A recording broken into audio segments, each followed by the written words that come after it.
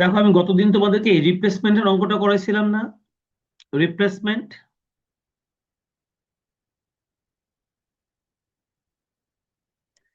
এটা ইলেকট্রিক কোম্পানির জি স্যার। রিপ্লেসমেন্টের অঙ্কটা করানো হয়েছিল। তোমরা খেয়াল করে দেখো, যে রিপ্লেসমেন্টের অঙ্কটা তোমাদেরকে করানো হয়েছিল 7 নাম্বার, ঠিক এটার নিচে 8 নাম্বারে আরেকটা রিপ্লেসমেন্টের অঙ্ক আছে, প্র্যাকটিসের জন্য দেওয়া হয়েছে। এই যে এটা অবশ্য রেলওয়ে রিপ্লেসমেন্ট, রিপ্লেসমেন্ট রেলওয়ের হোক আর রিপ্লেসমেন্ট ইলেকট্রিকের হোক, অঙ্ক কিন্তু সেম। তাই এই 8 নাম্বার অঙ্কটা আমি তোমাদেরকে কাজ দিয়ে দিলাম, এটা তোমরা নিজেরা করবে। আগের দিনের রিপ্লেসমেন্টের অঙ্কটা দেখে দেখে এই 8 নাম্বার অঙ্কটা সম্পূর্ণ তোমরা নিজেরা করবে। এখানে তোমাদের যে রেজাল্ট গুলো দেওয়া আছে, এইগুলো মিলাই নিবে নিজেদের সাথে, যেগুলো ক্যালকুলেশন করে রেজাল্টটা মিললো কিনা। মানে 7 নাম্বার অঙ্কটা দেখে দেখে 8 নাম্বার অঙ্কের রিপ্লেসমেন্টটা তোমরা করে নিবা। আজকে আমি তোমাদেরকে আলোচনা জি শুরু করব স্যার। রেলওয়ে। হ্যাঁ, বলো। স্যার বলছি, জি স্যার, করে নিব, অসুবিধা আচ্ছা, নেই। আজকে আমরা ইনশাআল্লাহ। আজকে আমরা রেলওয়ে ডিপার্টমেন্টের রেলওয়ের অঙ্কটা করব। তাই রেলওয়ের আজকে ইনকাম স্টেটমেন্ট গুলো আমরা লেখা শুরু করব। আমরা ইলেকট্রিকটা কমপ্লিট করে ফেলছি, আজকে রেলওয়েটা শুরু হবে। রেলওয়ে কোম্পানি, রেলওয়ে কোম্পানির জন্য কিন্তু সেম 4টা কাজ করতে হয়: revenue account, net revenue account, capital account, general balance sheet. তবে এর ট্রানজেকশন গুলো একটু ডিফারেন্ট টাইপের হবে। তবে ইলেকট্রিকের তুলনায় রেলওয়ের কিন্তু অঙ্কটা একটু জটিল। একটু জটিল মানে এর আইটেমও বেশি। তাই আমরা খুব সাবধানে এই বিবরণটা লিখবো। তোমরা সবাই টেবিলটা টানো, একটু বড় করে টানো। Railway company, revenue account. আমি রেভিনিউ অ্যাকাউন্টের এখন লিস্টটা করাবো। এখানে কিভাবে খরচগুলো বা আয়গুলো লিখতে হয় এটা আমি তোমাদেরকে দেখাবো।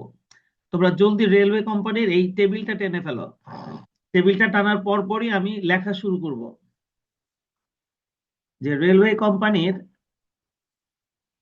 রেভিনিউ অ্যাকাউন্টে আমরা কোন কোন আইটেম গুলো লিখি, সেই ট্রানজেকশন গুলোর সঙ্গে পরিচয় করাবো।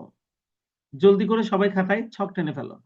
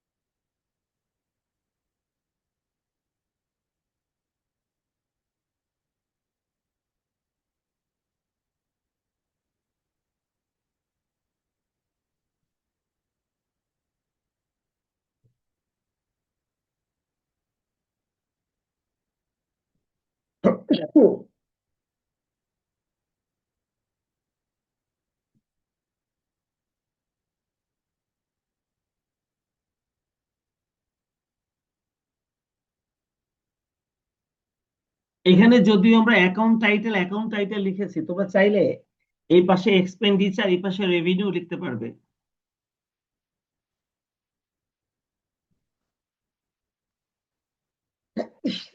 ইলেকট্রিকের মতো বাদিকে এক্সপেন্ডিচার, যেহেতু এখানে ডেবিট পাস, এদিকে এক্সপেন্ডিচার আর এদিকে রেভিনিউ কথাটা লিখতে পারবে তোমরা, যেহেতু এখানে ডেবিট ক্রেডিট দেওয়া আছে। আমরা ইলেকট্রিক কোম্পানির ক্ষেত্রে কিন্তু এক্সপেন্স এবং রেভিনিউ লিখছিলাম।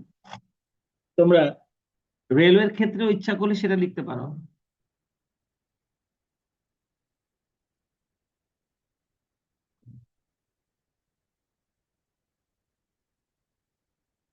স্যার হয়েছে। প্রথমে আমরা এক্সপেন্স পাসটা লিখবো। এই রেলওয়ে কোম্পানির এক্সপেন্স পাশের অন্তত 5টা এক্সপেন্স তোমরা চাইবা একটু সিরিয়ালি লেখার। আমিও নাম্বার দিয়ে লিখে দিব।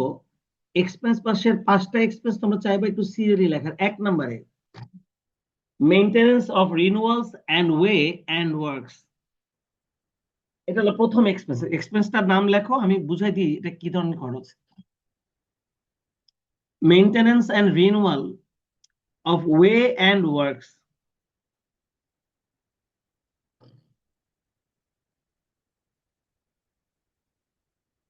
যেহেতু রেলওয়ে কোম্পানি কোনো মাল উৎপাদন করে না, তাই তাদের সর্বপ্রথম এবং সবচেয়ে গুরুত্বপূর্ণ খরচ হলো মেইনটেনেন্স মানে রক্ষণাবেক্ষণ, এন্ড রিনুয়াল মানে নবায়ন, অফ ওয়ে মানে হচ্ছে রেল লাইন, এন্ড ওয়ার্কস মানে হলো তাদের কারখানা।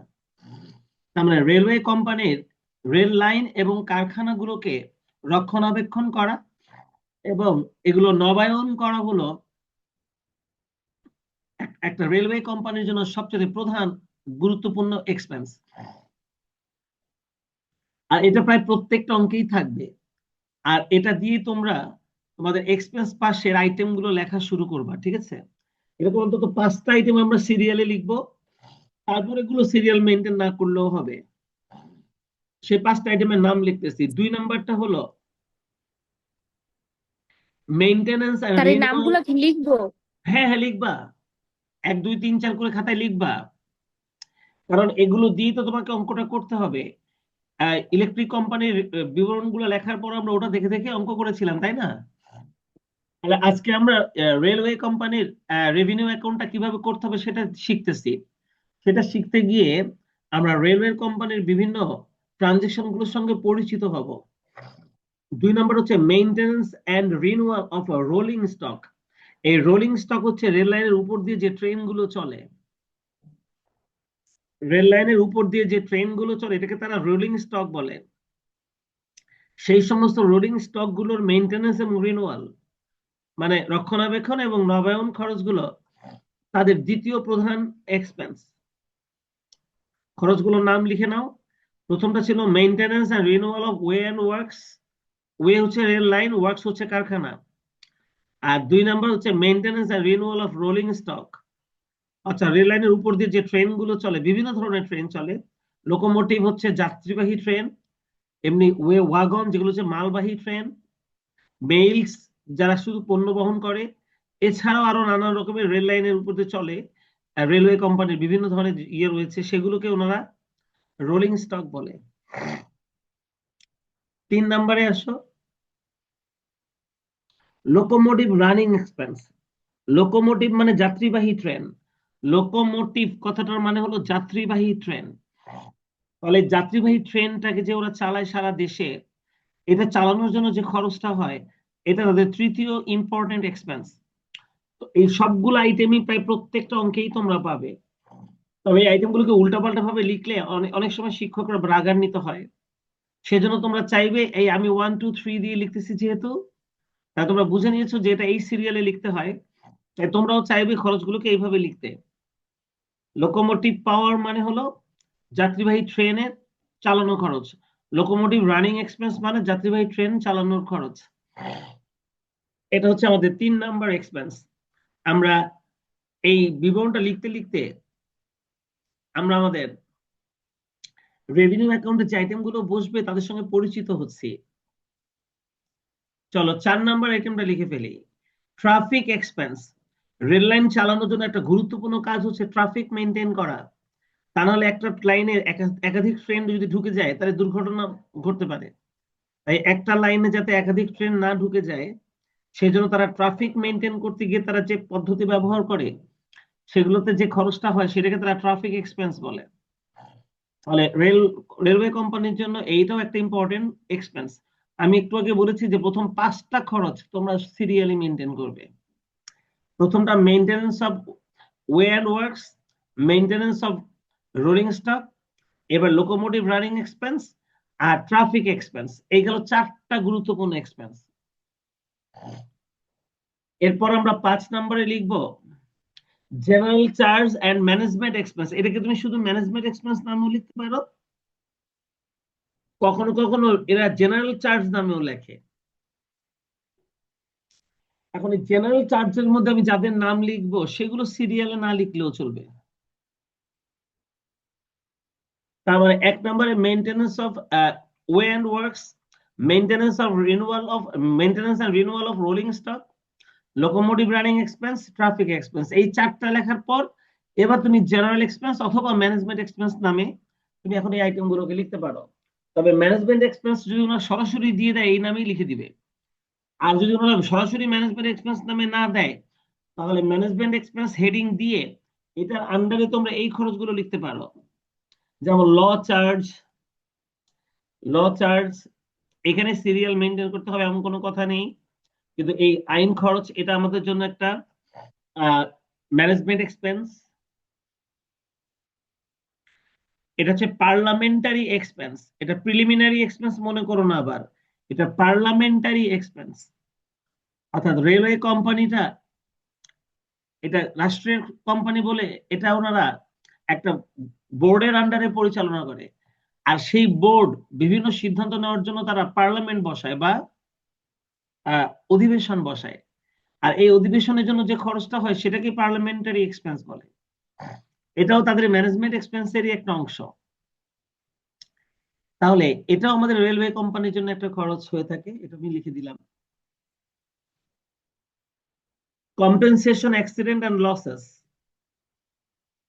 ট্রেনে মাল পাঠানোর সময় যদি কোনো মালের ক্ষতি হয়ে যায়, রেলওয়ে কোম্পানি সে ক্ষতিপূরণ প্রদান করে। তাহলে এই সমস্ত ক্ষতিপূরণ গুলো রেলওয়ে কোম্পানির জন্য একটা খরচ, compensation accident and losses.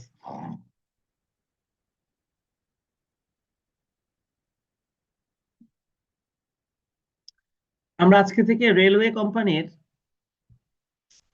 Double account করা শুরু করব। তো আজকে শিখছি, এখন শিখতেছি মোটামুটি রেলওয়ে কোম্পানির রেভিনিউ অ্যাকাউন্টটা করতে গিয়ে আমাদের খরচগুলো কি কি লিখতে হয় তাদের সঙ্গে পরিচিত হচ্ছে, একটু পরে রেভিনিউ নিয়ে পরিচিত হব। আমাদের রেভিনিউ অ্যাকাউন্টটা তাহলে কমপ্লিট হয়ে যাবে। আর কি আছে ম্যানেজমেন্ট এক্সপেন্সে দেখো, রেটস, শুল্ক, ট্যাক্স, কর, এগুলোকে আমরা রেটস বলি। তাহলে এই রেটসটা আমাদের জন্য একটা অ্যাডমিনিস্ট্রেটিভ এক্সপেন্স বা ম্যানেজমেন্ট এক্সপেন্স। সাধারণত এই সমস্ত খরচগুলোকে আমরা ম্যানেজমেন্ট এক্সপেন্স হিসেবে গণ্য করি।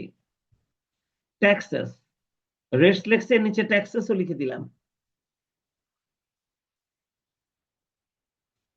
এটা আমাদের জন্য ম্যানেজমেন্ট এক্সপেন্সের একটা অংশ।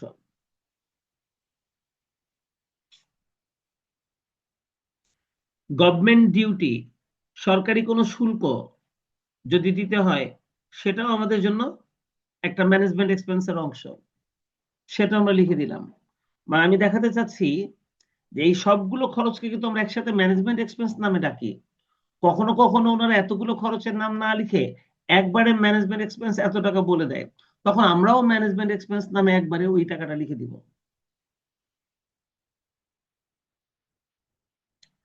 আদার এক্সপেন্স, মানে কখনো কখনো ওনারা এত খরচ না লিখে আদার এক্সপেন্স নামে অ্যামাউন্টটা বসায় দেয়। এক মিনিট, বুঝলাম, হ্যাঁ শুনুন।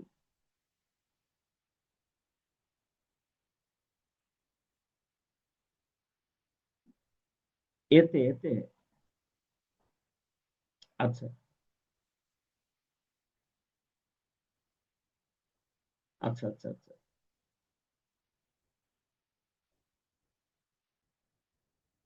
ও আচ্ছা, আচ্ছা, যাওয়ার অসুবিধা নাই, আমি ম্যানেজ করবো। 8:40 না? আমি ম্যানেজ করবো, ঠিক আছে। ওকে।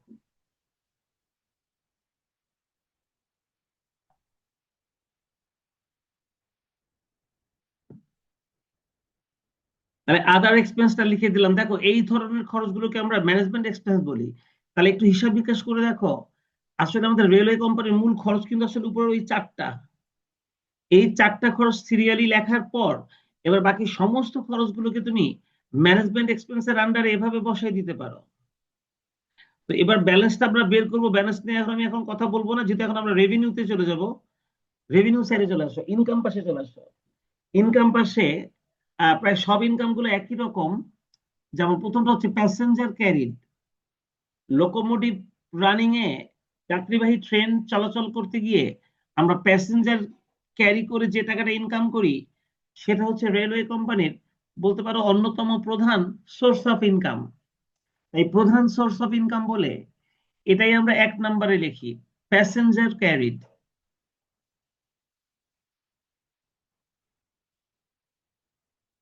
যাত্রী বহন করে যে পরিমাণ টাকা আমরা ইনকাম করি সেটা passenger carried. Mails carried,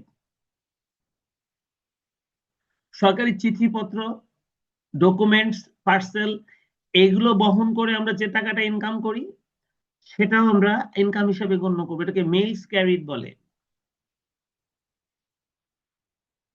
parcel carried, courier সার্ভিসের মতো আমরা বিভিন্ন পণ্য সামগ্রীও এক জায়গা থেকে আরেক জায়গায় ক্যারি করি, তো সেটার জন্য আমরা আলাদাভাবে ওই মালের মূল্য নেই, সেটাকেও আমরা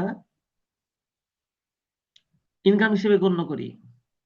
তাহলে রেলওয়ে কোম্পানির সোর্স অফ ইনকাম বলতে এইগুলোই। চলো আরো আছে, মার্চেন্ডাইজ ক্যারিড, চট্টগ্রাম বন্দর থেকে কন্টেইনার নিয়েও কখনো কখনো আমরা ঢাকা বা অন্যান্য ডিস্ট্রিক্টে যাই। তো এই মার্চেন্ডাইজ ক্যারির জন্য আমরা ইনকাম করতে পারি, সেই ইনকামটাই এখানে লেখা হয়েছে। রেন্ট রিসিপ্ট, আমরা যদি কোনো ভাড়া পাই তাহলে সেই রেন্ট রিসিপ্টটা আমাদের আদার ইনকাম হিসেবে আসবে। মানে ঘটনা হলো কি, রেলওয়ে কোম্পানি তার নিজস্ব জমিতে বিল্ডিং করে সেই বিল্ডিং ভাড়া দিয়েও আয় করতে পারে, সেটা আমাদের ইনকাম হিসেবে গণ্য হবে।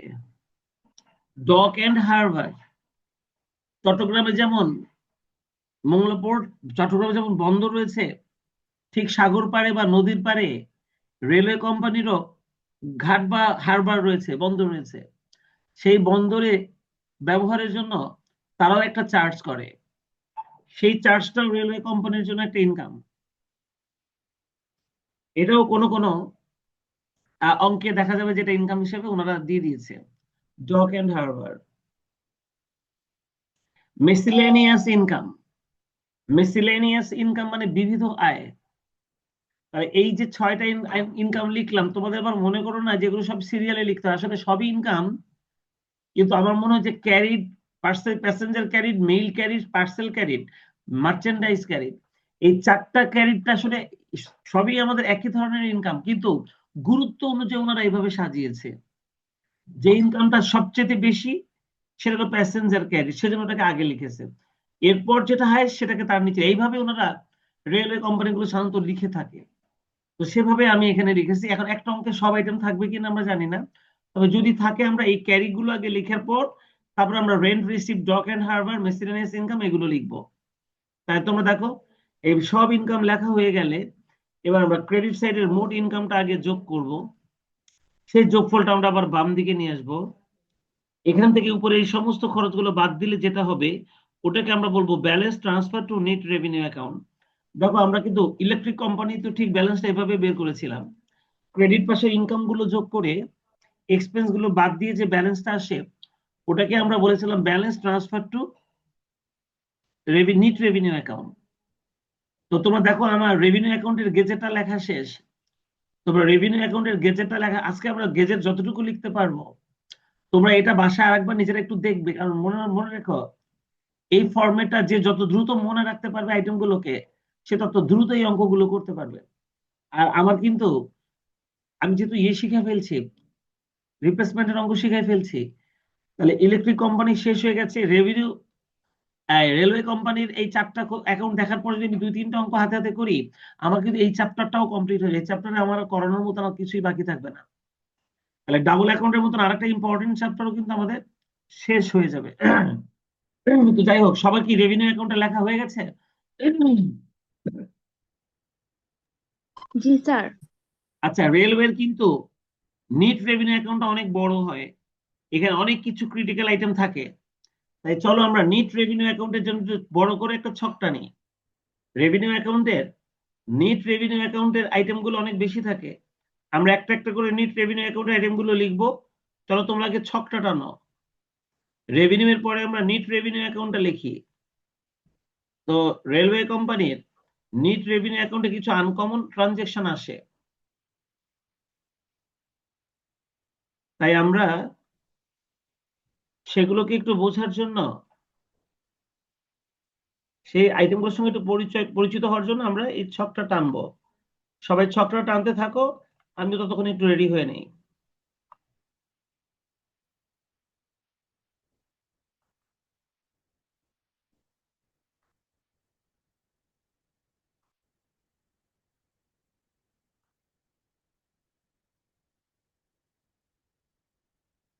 ইলেকট্রিক কোম্পানির তুলনায় রেলওয়ে কোম্পানির অঙ্কের আইটেম বেশি।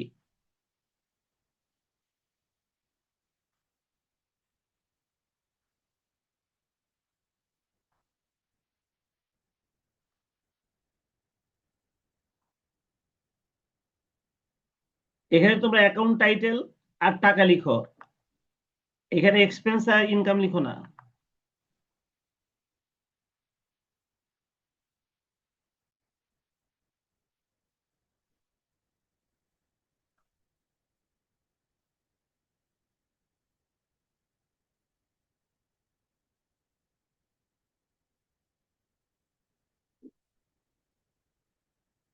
নেট রেভিনিউ অ্যাকাউন্ট করবো এখন আমরা।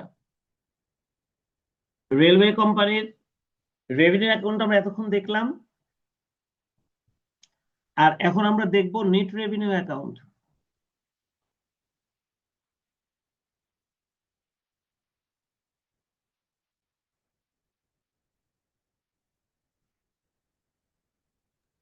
স্যার হয়েছে। আগে আমরা ডেবিট পাশের আইটেমগুলো লিখব, যে নেট রেভিনিউ অ্যাকাউন্টের ডেবিট পাশে সাধারণত কোন কোন আইটেমগুলো লিখতে হয়। তোমরা একটা একটা করে লিখবে আমার সাথে সাথে, আমি আইটেমগুলোর সঙ্গে পরিচয় করাবো। দেখো, প্রথমে লেখা হয়েছে interest on security deposit. Security deposit, তাহলে এটা আমাদের জন্য একটা খরচ। অর্থাৎ আমাদের কাছে যারা সিকিউরিটি ডিপোজিট রাখে, অর্থাৎ রেলওয়ে কোম্পানি তাহলে বিভিন্ন প্রতিষ্ঠানের কাছ থেকে সিকিউরিটি ডিপোজিট রাখতে পারে, আর সেই সিকিউরিটি ডিপোজিটের উপরে যে ইন্টারেস্টটা দিতে হয়, সেই ইন্টারেস্টটা এই রেলওয়ে কোম্পানির জন্য একটা খরচ হবে। তবে যে কোনো প্রকারের ইন্টারেস্ট খরচকে আমরা নেট রেভিনিউ অ্যাকাউন্টে লিখি, সেটা রেলওয়ে কোম্পানির ক্ষেত্রেও, সেটা ইলেকট্রিক কোম্পানির ক্ষেত্রেও। যে কোনো ইন্টারেস্ট এক্সপেন্সকে আমরা নেট রেভিনিউ অ্যাকাউন্টের মধ্যে লিখি। তাহলে ইন্টারেস্ট অন সিকিউরিটি ডিপোজিট লিখলাম। তোমরা আইটেমগুলোর সঙ্গে লিখে রাখো, কারণ আমরা যত রকমের অঙ্ক আসছে এ পর্যন্ত বিভিন্ন ইয়েতে, সেখান থেকে খুঁজে খুঁজে, ট্রায়াল ব্যালেন্স থেকে খুঁজে খুঁজে আইটেমগুলো নিয়ে আমি এই ফরম্যাটটা তৈরি করেছি, যাতে এর বাইরে কোনো আইটেম আমাদের কাছে না আসে।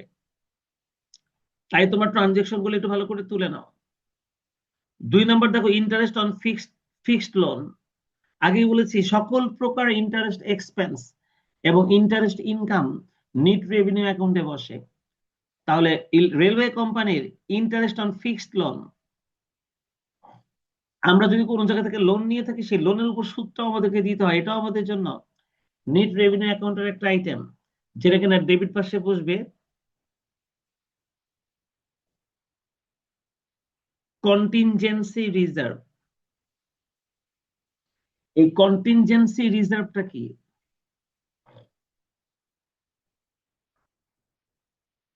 রেলওয়ে কোম্পানি তাদের বোর্ড অফ ডিরেক্টরের মিটিং এ তারা মোটামুটি সিদ্ধান্ত নিয়ে রেখেছে যে তাদের যে পরিমাণ টাকা মুনাফা হবে, তা সম্পূর্ণটা তারা অন্য কোনো কাজে ব্যবহার করবে না। তাদের একটা অংশ দিয়ে ওরা একটা কন্টিনজেন্সি রিজার্ভ তৈরি করবে, কারণ যে কোনো সময় ট্রেনে দুর্ঘটনা ঘটতে পারে, তাদের নতুন নতুন ট্রেন আমদানি করা লাগতে পারে, নতুন মেশিন ক্রয় করা লাগতে পারে। তো যার জন্য ওরা সবসময় মুনাফার একটা অংশ থেকে ওরা কন্টিনজেন্সি রিজার্ভ তৈরি করে। মুনাফার টাকা দিয়ে যে কোনো ফান্ড তৈরি করলেই সেটা নেট রেভিনিউ অ্যাকাউন্টে বসাতে হয়। তাই তারা এই কন্টিনজেন্সি রিজার্ভটাকেও নেট রেভিনিউ অ্যাকাউন্টের ডেবিটে বসায়। তোমরা লিখে রাখো, কন্টিনজেন্সি রিজার্ভ কথাটা মানে হচ্ছে নির্দিষ্ট কোনো কারণে না, এই রিজার্ভটা তৈরি করা হয়েছে নির্দিষ্ট কোনো কারণে না, যে কোনো অপ্রত্যাশিত ঘটনা ফেস করার জন্য তারা যে রিজার্ভটা তৈরি করে সেটাকে তারা কন্টিনজেন্সি রিজার্ভ বলে। কি ঠিক আছে? 4 নাম্বার আসো ডিভিডেন্ড পেইড। তোমরা জানো ইলেকট্রিক কোম্পানির ক্ষেত্রেও যে কোনো প্রকারের লভ্যাংশ প্রদান, সেটাকেও আমরা নেট রেভিনিউ অ্যাকাউন্টের ডেবিটে বসাই, এখানেও বসাবো।